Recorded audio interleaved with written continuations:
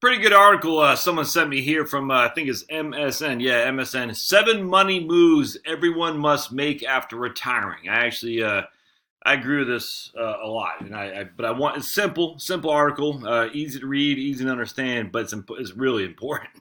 And the guy who emailed me said, it's probably not worth a video, but I said, no, it absolutely is. It's critical. All right, so this guy from Emmett Pierce. I don't know anything about old Emmett, but let's read it. Building enough wealth to sustain yourself in retirement is a monumental achievement, but financial planning doesn't end when you no longer rely on a paycheck. You didn't know that, did you? Once you leave the workforce, it can be harder to bounce back from financial setbacks. You'll need to stay on top of your finances to make sure your savings and retirement income last for the remainder of your life. Okay, get that pretty boilerplate stuff, but this is where it gets beyond boilerplate. Review estate planning documents is number one. I cannot agree with this more. After retiring, it's a good idea to review and update your estate planning documents. One of the most important of these documents is your will. As Money Talks News founder Stacy Johnson explains, do I really need a will? Yes, you do. You do. You need a will. A will is simply a legal document that specifies what you want done with your stuff after you die, your money, your property, and even your kids. What happens if you die without one? Simple. The state steps in and makes those decisions for you. And we talked with Stephanie Scarborough the other day here in Georgia.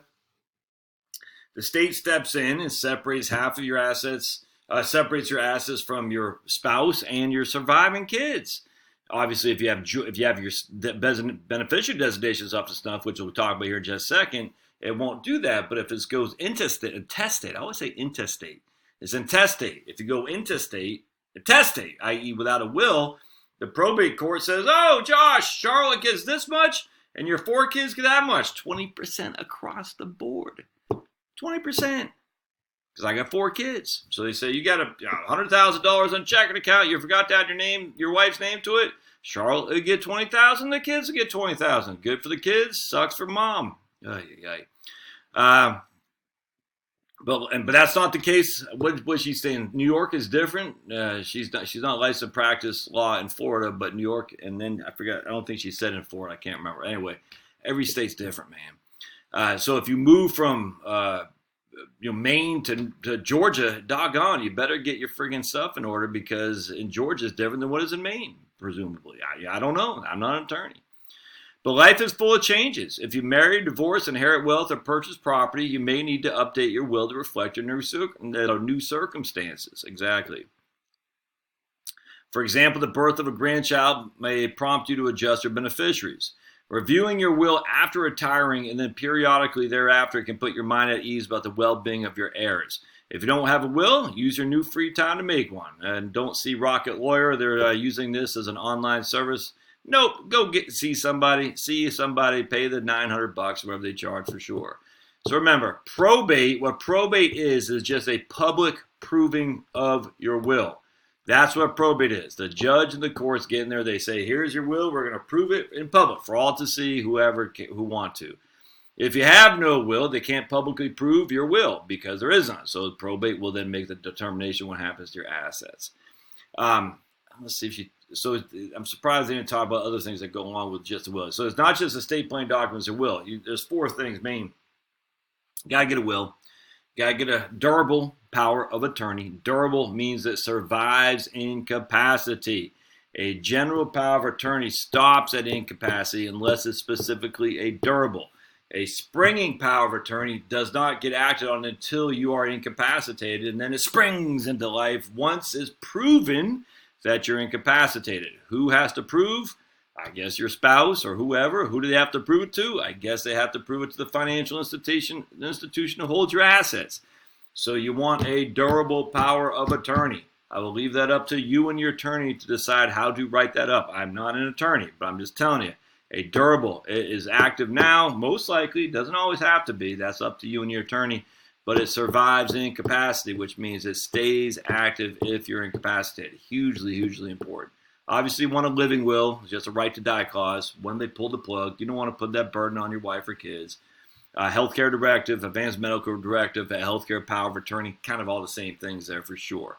So you got those 4 things. Then there's a 5th one that you can create on your own. It's just a letter of instruction. It says, "Dear Charlotte, leave this money to, I don't know, freaking my girlfriend from 25 years ago." I mean, I'm obviously being joking, but you want to say, "Leave baseball card collection to Liam, leave guns to Kevin," or something like that. However you want to do it. You can say it however you want. Letter of instruction. It's not legally binding, but it gives to your executor or executrix, the person who settles your will, okay, I guess, the blinds go to Chloe and the freaking laptop goes to Maddie, something like that.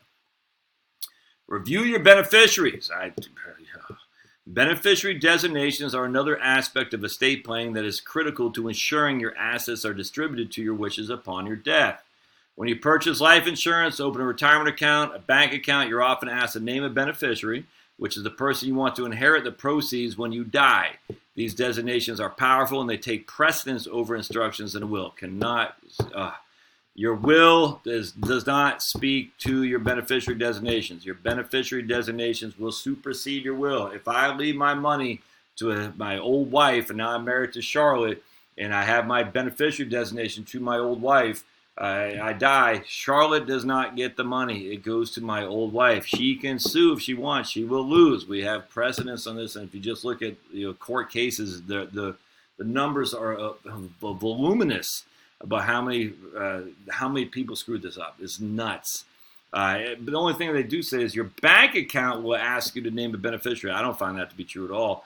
You have to tell your bank account, hey, I want to name a POD, which is a bank account. Payable on death is a beneficiary designation on a bank account. And a TOD, a transfer on death, is a beneficiary designation on a brokerage investment account. No one likes to prepare your funerals, number 3. No one likes to contemplate their death, but it's important to make sure your loved ones are financially prepared for your funeral. By planning your own funeral, you will relieve your family of the burden of having to plan while grieving. That makes sense to me. Mortuaries and cemeteries aren't business to make money. The median cost of a funeral is $7,300. Ooh. There are plenty of ways to bring that cost down, as we detailed 11 ways to make a funeral affordable but not cheap. And by your planning your funeral in advance, you have ample time to explore all your options. Well, I don't want anything fancy schmancy, so I'm going on record here. In fact, I hope my wife just throws my body into a pit in the backyard and lets it compost so it can do to the soil what the soil has done for me, which is provide me ample resources to live my life. And the soil does that because it has all the nutrients in there for sure. CO2, I love you. Give us the nutrients to continue to green the world. But you also need all other nutrients as well, not just NPK, but anything that you have in this old skin of mine and body of mine, my blood, my bone marrow, the whole thing. Let the worms and all that stuff eat me alive. And man, you throw old Josh in there, man, other than the toxicity of all the crap I used to do, that would be a green plot of land, 15, 20 years from now. This is actually pretty good one. I was number 4. Reconsider your transportation options. I agree with that 100%. Transportation is one of the top 3 costs for early retirees, for sure. If you have 2 cars but could get by with just one, considering selling one. It will also reduce your insurance costs. I agree with that. If you retire to an area we could get by without owning a car at all, even better. Don't do that. But seniors tend to pay higher insurance rates than younger people. I didn't know that. It's interesting. Makes sense, though. U.S. households led by someone with ages 65 to 74 spend about $1,100 annually for vehicle insurance, according to BLS. That's the highest of any age. Wow. That's the highest of any age group. I did not know that. So this is what I was saying. I learned a lot here. U.S. households between 65 and 74 spend more for vehicle insurance than any other age group, even teens. That's crazy, man. If you got 2 vehicles on there and they're expensive, that's going to be a lot of money. So that's get rid of a car also save you thousands of dollars a year on other vehicle costs. According to AAA, it costs $8,800 a year to own and operate a new vehicle when you count for depreciation. Okay, well come on. That's when it costs $8,800 a year to own and operate a new vehicle when you account for depreciation. Okay, that's a brand spanking new vehicle. Most retirees, I hope, don't have brand spanking new vehicles. My wife's texted me, build your emergency fund. I completely agree with this. Having money set aside for unexpected expenses is important for retirees as it is for workers. An emergency fund, this is where I look at my barbell approach. Have 2 to 3 to 4 years of cash just sitting there in laddered CDs.